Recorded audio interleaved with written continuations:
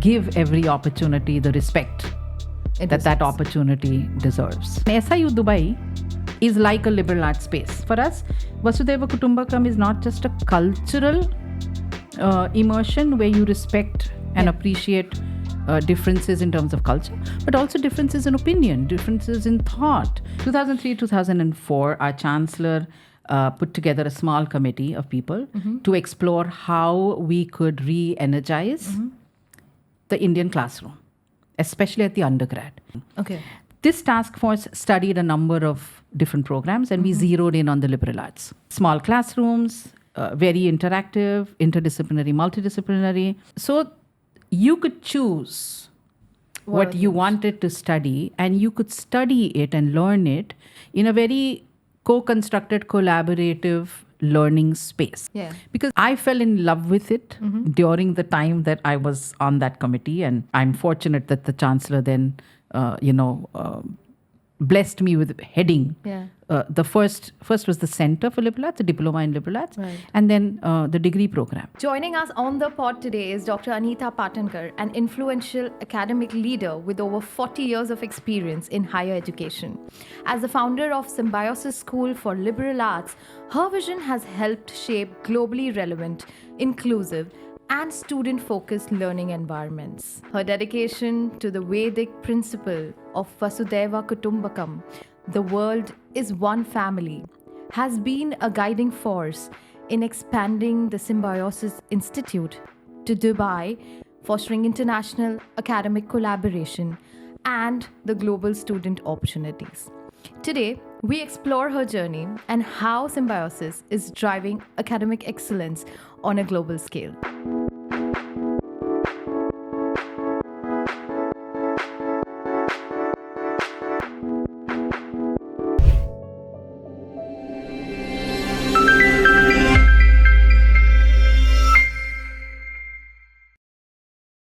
Welcome to the pod, Anita. Thank you so much for having me. It's already so inspiring to know that you have 40 years of experience behind you. But I like to start from how the journeys of people started, because, all of us have different stories. So very quickly, if you would like to tell us how you started and how you became an academician. I think I always wanted to be a teacher. Right. I did have a few years stint in the corporate sector.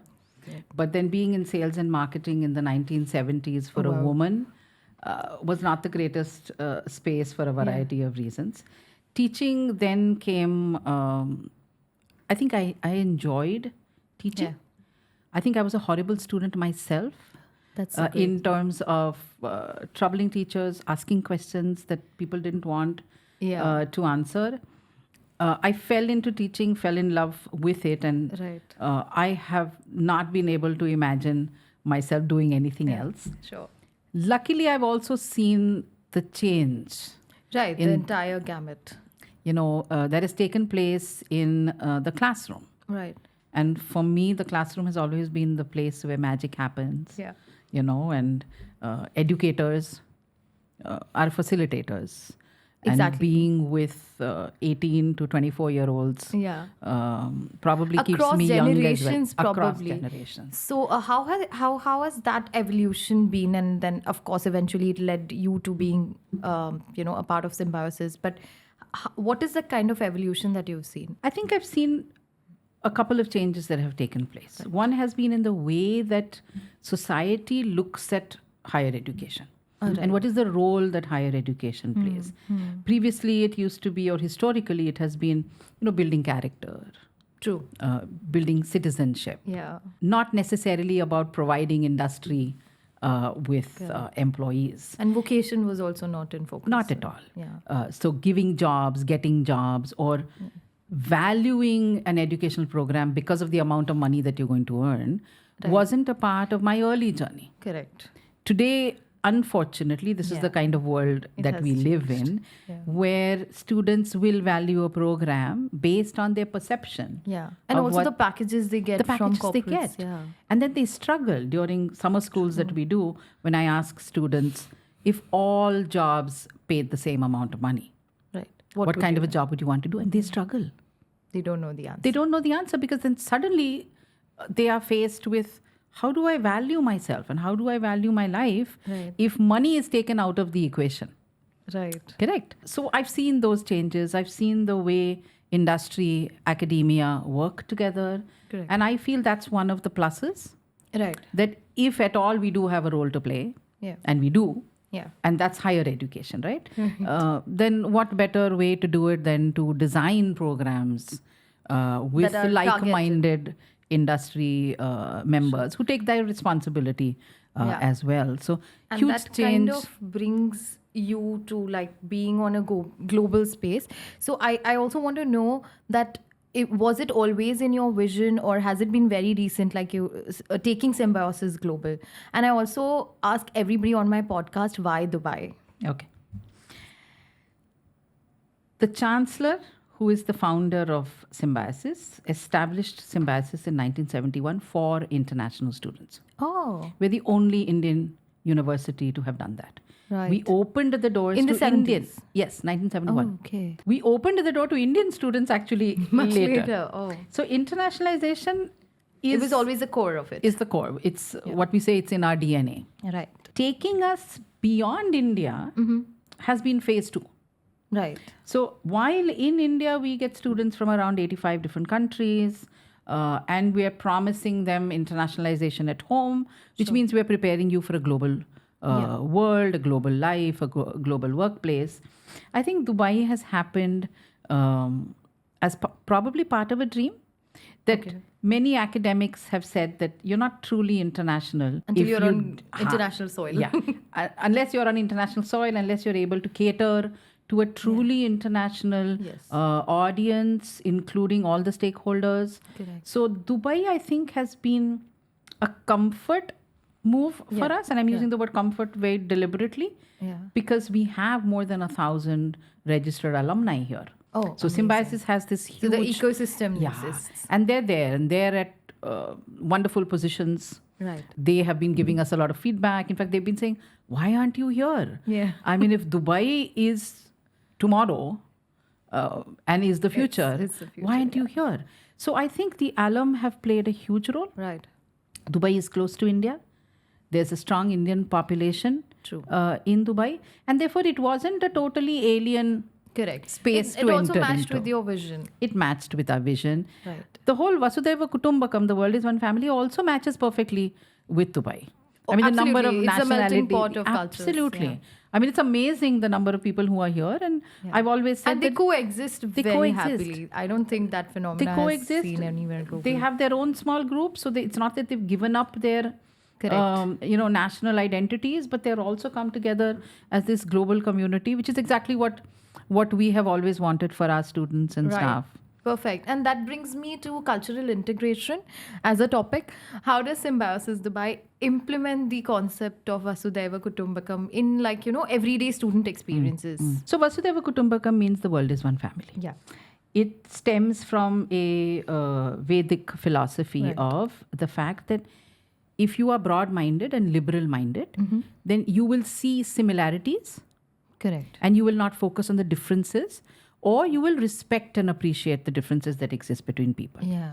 Yeah. Symbiosis looks at this in a couple of ways. One is the cliched way that you have a lot of interaction, cultural immersion between people who come from different countries, from different cultures, from different communities. We've taken that one step forward in which we're saying that it's also about broadening of the mind. Yeah. So therefore you need to have courses Yeah. and programs that teach people. So film appreciation is a great way to develop a healthy respect for different kinds of cultures or different eras. So we've brought together courses like diversity and inclusion, gender, peace so and these are conflict. courses. These are courses that bring together people, but also broaden their minds. True. And I think that is needed so that you're able to see difference and you're able to respect it. So for us, Vasudeva Kutumbakam is not just a cultural immersion where you respect and appreciate differences in terms of culture, but also differences in opinion, differences in thought. Yeah. That I can argue with you over a point Correct. and But yet still be be great respectful. friends Yeah. and family because I respect your right to express your Cultural. opinion. So we're looking at Vasudeva Kutumbakam as the glue that keeps together a And then diverse community. In turn, like the product that is coming out of that is probably a student that is globally attuned. Yes. So they are ready for Yeah, the, and these days, because of the access that kids have to internet, Yeah. which is both good and bad. That's a topic for another day. Their mindset is, I feel, already global, as opposed Yeah. to probably when I was studying or when you grew up. Yeah. It was very different times because it was pre-internet. Yeah. Boom. So we couldn't even think that far. We couldn't, like, for us to come to Dubai itself was a big thing, and these kids are studying in Dubai. Yeah, So for them, yeah. the next stop is probably New York or the world. Yeah. So how do we like, there are so many, this online exposure, there's so many online courses coming up. What is the credibility? How do you even judge the credibility? And also institutions like Symbiosis that have the tradition, will they be shifting, or are you shifting? So the online is an exciting space, and whenever there's something exciting, it's a little scary for me as well, because you have to guard yourself. So while Symbiosis has tie-ups with organizations like Coursera, etc., and we offer those courses to our students, we do our due diligence to find out that the programs that we're offering are up to the mark, that the certifications are genuine. Right. The reality is that our students are studying online way beyond us. True. Correct. True. They're online 24/7. 24/7. They're plugged into the good, the bad, and the I think ugly. they're living of little time in the real internet. world. We used to spend little time on internet. They're spending very little time. They would probably disagree with us when they say, "What's the real world?" Yeah, their definition. And they'll say, "That's the real world, and you are living in this matrix-like life." But I think online represents this huge space, and I think students have to be taught. So therefore, this internet literacy, media literacy, digital literacy, these are skills that we have to build in our students so that they are able to do that due diligence themselves. Correct. True. As far as your second question is concerned, I think Symbiosis or any good university realizes that our challenge is not to teach students just what we think they need to know, but to prepare them for this very uncertain, dynamic, complex world. And therefore, being a part of this entire new technologically, continuously evolving digital space is a part of our role. So therefore, it would be ridiculous for me to say, don't go on to ChatGPT, for example. I need to be able to say that if you're not on ChatGPT, probably you should rethink. Because we need to learn how to use these tools. And use it in the correct way. And use it in the correct way, but use it to enhance and not replace our thinking abilities. So I think this is what we're trying to do. Correct. And coming to arts, it's a wide topic, right? In that, specifically liberal arts, how did you get into this space specifically? I want your personal journey and what excites you about it. Oh God. 2003, 2004, I'm giving you bullet points so that I don't get carried away. 2003, 2004, our chancellor put together a small committee of people to explore how we could re-energize the Indian classroom, especially at the undergrad. That something was happening. There was a certain amount of apathy. This is post-1991. Okay. There's a certain amount of apathy that had crept into undergrad students that they weren't excited to come to the classroom anymore. Because you had so many other ways in which you could learn. This task force studied a number of different programs, and we zeroed in on the liberal arts. Okay. Small classrooms, very interactive, interdisciplinary, multidisciplinary. You could study films with media, law, computers. You could specialize in biology with computers or media with law. So you could choose what you wanted to study, and you could study it and learn it in a very co-constructed, collaborative learning space. I fell in love with it during the time that I was on that committee, and I'm fortunate that the chancellor then, blessed me with heading. The first was the Center for Liberal Arts, the Diploma in Liberal Arts, and then the degree program. What excites me about it even today, and SIU Dubai is like a liberal arts space. Right. because it's got multidisciplinary courses. You've got a computer application student sitting next to a student studying media. That's brilliant. Being able to sit in electives together, small classroom sizes, so that there's a lot of interaction, experiential, project-based. I mean, our students are doing brilliant projects.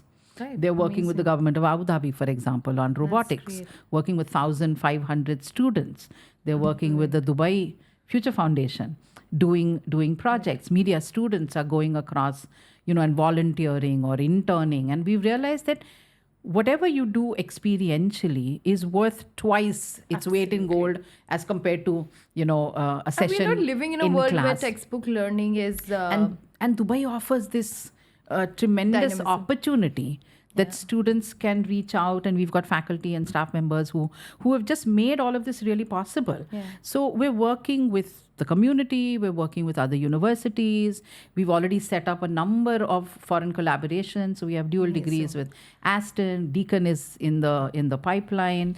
So that's the exposure all That's these the students exposure are that they're getting. getting. And that's a part of your vision. That's a right? part For of the vision, future. and that's a part of the liberal arts philosophy that That's get people to take pride in their ability to think Right. and then contribute to society through their very unique It's ways. been very enriching for me also to know all of this and how future forward as an institute Symbiosis has been, specifically the liberal arts space, because I studied architecture and now I'm in media. So I can totally relate. Yeah. Had I had the access back then, I would have loved to do that. Summarizing this conversation, what is that one piece of advice you would like to leave the audience with, and probably even students who are seeking opportunities?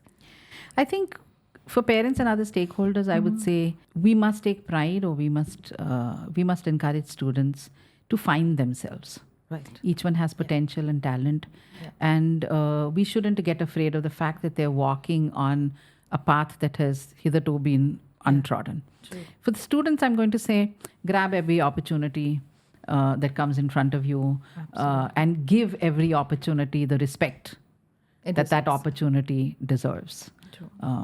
And then you're happy, and being happy and healthy. I think that's well-being, the bottom line. Yeah. And post-COVID, I think all of us are moving towards that direction. Yeah. And I feel that's more sustainable. Absolutely.